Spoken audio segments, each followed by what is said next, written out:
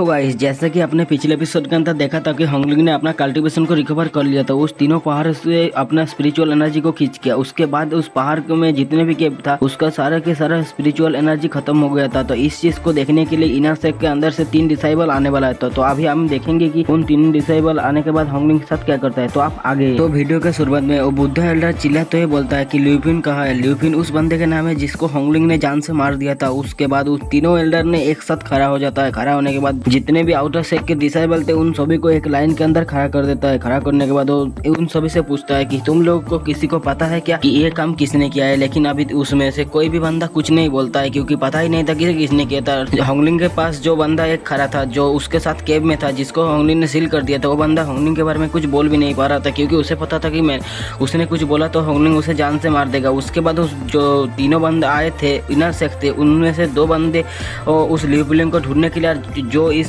Spiritual energy खत्म हुआ था उसको जांच करने के लिए उस केव के अंदर चला जाता है। और जो एक ये जो बुढ़ा था ये एक उसका हाथ से एक जेट निकलता है सेलेस्टियल। उसके बाद उसमें स्पिरिचुअल एनर्जी डालते हुए उसके अंदर मतलब वो कहता है कि तुम लोग इस सेस से बाहर नहीं जा सकते। यहाँ के अंदर स्पिरिचुअल एनर्जी को यूज करके तुम लोग अपना कल्टिवेशन कर सकते हो। उसके बाद उस जो इनर सेट के डिसाइबल थे उन सभी लोग सारे कल्टिवेशन करने में बैठ जाता है। उसके बाद वो ओल्डर सारे डिसाइबल को अच्छे से स्कैन करता है। स्कैन करने के बाद उसे कुछ पता नहीं चलता, इसीलिए वो जो दूसरा 2 डिसाइबल थे उससे पीछा करते हुए उस केव के अंदर आ जाता है। इस केव के अंदर आने के बाद वो स्पिरिट बन के देखता है तो उसमें मतलब वो लोग हैरान हो जाता है क्योंकि स्पिरिट बन को कोई इतना जल्दी स्कैन किया था कि उन लोग को भी हैरान होने लगा। उसके बाद जैसे ही वो स्पिरिट बन को टच करता है तो वो डार्क में बदल देता है। ऐसा तभी होता है कि जब उस स्पिरिट बन को कोई बहुत ही जल्द मतलब 1 सेकंड के अंदर एब्जॉर्ब कर लेता है उसके बाद ही ये चीज होता है। उसके बाद वो तीनों ही बाहर आ जाता है। बाहर आने के बाद वो सारे बंदे को दोबारा से स्कैन करता है। जब उसका नजर होंगलिंग में पड़ता है मतलब वो होंगलिंग को कुछ मतलब समझता नहीं है क्योंकि उसका कल्टीवेशन बहुत ही ज्यादा लो था क्योंकि होंगलिंग का अपने सोल को अभी थोड़ा सा रिकवर कर लिया था इसलिए वो अपना कल्टीवेशन को छुपा रहा था। उसके बाद 10 गोल्डन कलर का लाइट उनके पास आके रुकता है। उस 10 गोल्डन कलर में से 10 आदमी निकलता है जिसमें से 5 तो नेशन सोल लेवल का था और 1 नेशन सोल लेवल का मिड का था और वो 5 बंदे थे कॉर्पोरेशन लेवल का था। उसमें से जो नेशन सोल लेवल का मिड का एल्डर था वो उस बुढ़े एल्डर से बोलता है कि तुमने मुझे उस स्पिरिचुअल जेट को भेजकर मुझे क्यों बोला है यहाँ पे। तो वो जो बहुत ही ज्यादा रिस्पेक्टफुली से बोलता है कि यहाँ पे जो पहाड़ के अंदर जो सेलेस्टियल एनर्जी था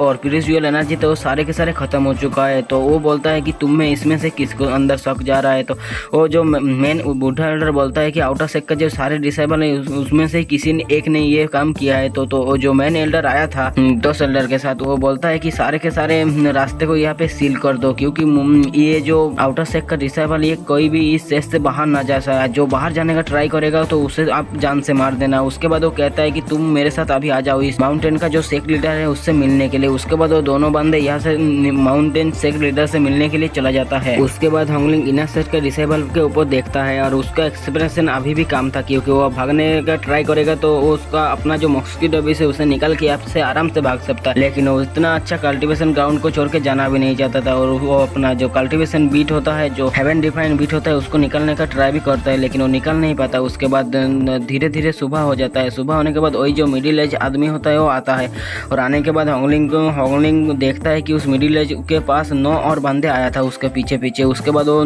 सारे जो आउटर सेक्ट का डिसेबल होता है उन सभी को बोलता है तुम लोग 10 ग्रुप के अंदर बांट जाओ। और उसके बाद वो कुछ परमिशन निकलता है और उसके बाद वो सारे के सारे बंदे 10 ग्रुप के अंदर बांट जाता है। उनमें से जो 9 बंदे था वो एक ग्रुप के अंदर बांट जाता है और एक ग्रुप के अंदर बांटने के बाद वो सारे डिसेबल को चेक करने लगता है। उस चेक कुछ भी नहीं करना पड़ रहा था क्योंकि उसका नोज के सामने वो उसका उंगली रख रहा था और उसके बाद ही वो चेक करके उस डिसेबल को एक साइड में भेज दे रहा था और जो डिसेबल के ऊपर उन लोगों का शौक बढ़ रहा था उनको एक साइड में भाग रहा था। उसके बाद जैसे आगे बढ़ते बढ़ते चेक कर रहा था तो उसमें से एक जो ग्रीन शर्ट वाला बंदा था वो उसमें से भागने का ट्राई करता है। भागने का जैसे ही ट्राई करता है उनमें से एक जो आउटर सेक्ट से आया था वो उसको रोकने के लिए ट्राई करता है लेकिन वो ग्रीन शर्ट वाला बंदा उससे पावरफुल था इसीलिए वो उसको दूर पटक देता है। पटक देने के बाद वो दोबारा से भागने का ट्राई करता है। तो उनमें से जो एक एल्डर जो बहुत ही ज्यादा पावरफुल था उस ग्रीन वाले शर्ट बंदे से उस ग्रीन वाले शर्ट बंदे को धर के दूर आरीना के अंदर पटक देता है। उसके बाद वो ग्रीन वाले शर्ट को मारने ही वाला था लेकिन वो रुक जाता है थोड़ी देर के लिए। उसके बाद उस बंदे को छोड़ देता है और उसको एक साइड के अंदर रख देता है। उसके बाद जैसे जैसे टाइम बीत रहा था तो सारे बंदे का लाइन खत्म होने जा रहा था और खत्म करते करते जो होंगलिंग के पास बैठा था एक बंदा जिसका जो होंगलिंग में गुफा के अंदर जिसके साथ होंगलिंग का फाइट हुआ था उस बंदे का भी नंबर आ जाता है। नंबर आने के बाद उस बंदे को मतलब बहुत ही ज्यादा